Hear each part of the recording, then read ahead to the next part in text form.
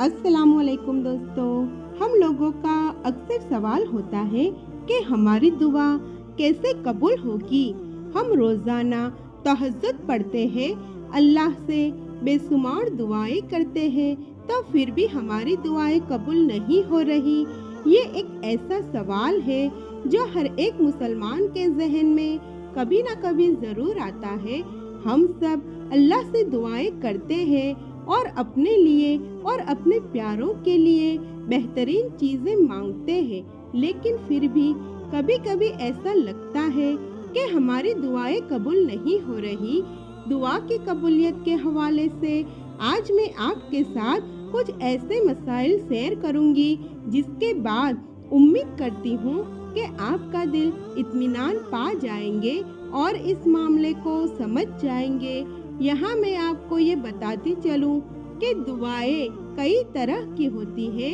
एक कम मुद्दत की होती है, एक तवील मुद्दत की जिस्मानी बीमारी से निजात की दुआ होती है, एक मासी दुआ होती है यानी कि दुनिया और आखिरत की दुआएं होती है।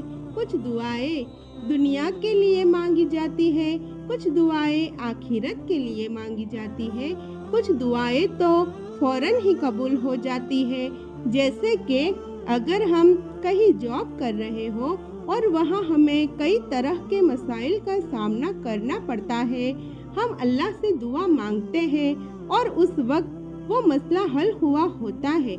इसी तरह हम किसी खाने की ख्वाहिश करते हैं तो वो चीज़ भी हमें फौरन मिल जाती है, किसी भी तरह से वो चीज़ हमें मिल जाती है, यानी कि ऐसी दुआएं हमारी फौरन कबूल हो जाती है।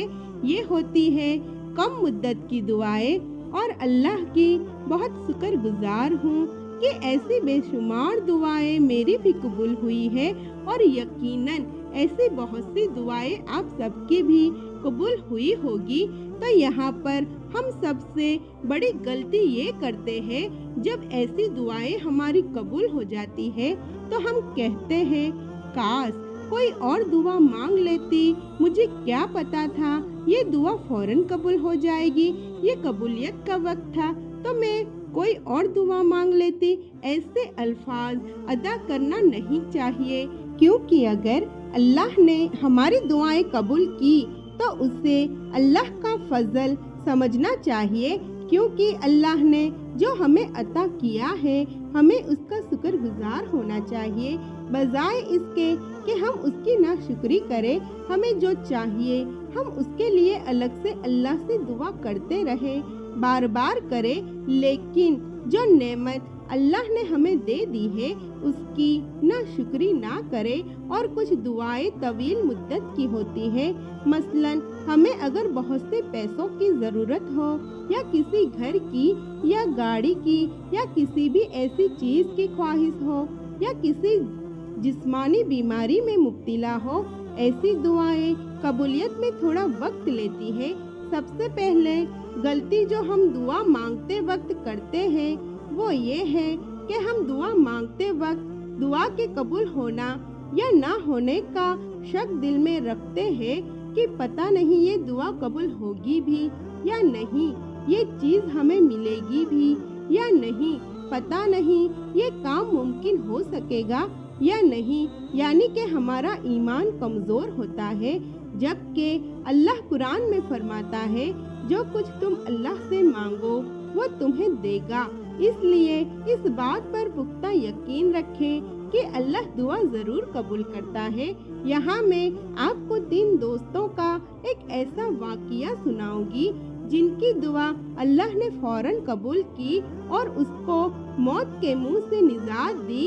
इस वाक़ये में आपने इस बात पर गौर करना है कि उन्होंने किस वसीले से अल्लाह से दुआ की और निजात पाई। 3 आदमी पैदल चले जा रहे थे कि उन्हें बारिश ने घेर लिया। उन्होंने पहाड़ में एक गार बना ली तो अचानक उनके गार के मुंह पर पहाड़ से एक चट्टान आ गिरी और बाहर निकलने का रास्ता बंद हो गया। उन्होंने एक दूसरे से कहा, तुम सब अपने अपने उन नेक आमाल पर नजर डालो जो तुमने सिर्फ और सिर्फ अल्लाह के लिए किए हो। اور ان کے وسیلے سے اللہ سے دعا کرو، شاید وہ اس بندش اور قید سے ہمیں آزاد کر دے۔ اس پر ان میں سے ایک نے کہا، اے اللہ، میرے انتہائی بوڑھے والدین، بیوی اور چھوٹے چھوٹے بچے ہیں جن کی میں دیکھ بھال کرتا ہوں۔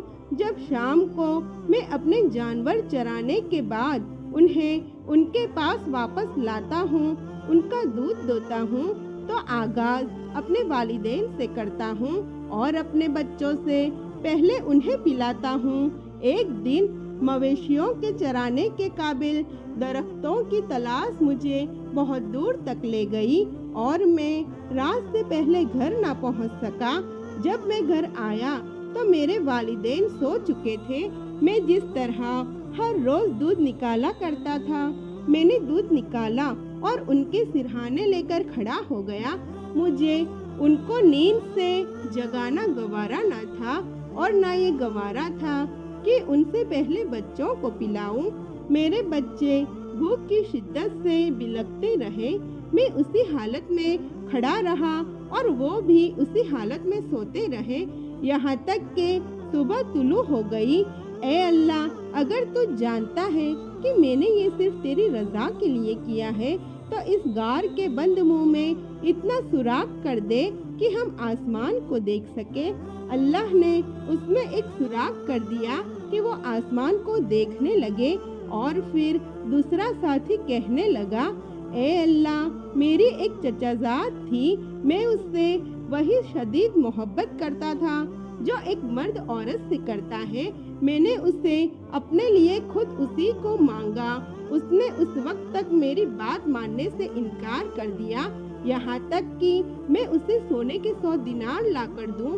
میں انہیں حاصل کرنے میں لگ گیا، یہاں تک کہ 100 دینار اکٹھے کر لیے۔ پھر جب میں اس کے پاس پہنچا تو وہ کہنے لگی، اللہ کے بندے، اللہ سے ڈر اور نکاح کے بغیر مہر نہ توڑ۔ تیرا نام سن کر میں اس سے الگ کھڑا ہو گیا۔ اے اللہ، اگر تو جانتا ہے کہ میں نے یہ تجھے راضی کرنے کے لیے کیا تو اس پتھر میں اور زیادہ سوراخ کر دے۔ اللہ نے ان کے لیے اور زیادہ سوراخ کر دیے۔ اور تیسرے نے دعا کرتے ہوئے کہا، اے اللہ، میں نے ایک مزدور کو تقریباً 7.5 کلوگرام چاولوں کی اجرت کی عوض کام پر لگایا۔ جب اس نے اپنا کام پورا کر لیا تو کہا، میرا حق ادا کرو۔ میں نے اسے اس کا حق چاول پیش کیے، وہ اسے کم قرار دیتے ہوئے اس کو چھوڑ کر چلا گیا۔ میں مسلسل اس چاولوں کو کاشت کرنے لگا، یہاں تک کہ میں نے اس کی آمدنی سے بہت ساری گائے اور ان کو چرانے والے غلام اکٹھے کر لیے۔ پھر مدتوں بعد وہ میرے پاس آیا اور کہا، اللہ سے ڈرو، میرا حق ادا کرو۔ میں نے کہا، ان گایوں اور انہیں چرانے والے غلاموں کی طرف جاؤ اور انہیں لے لو۔ وہ انہیں لے کر چلا گیا۔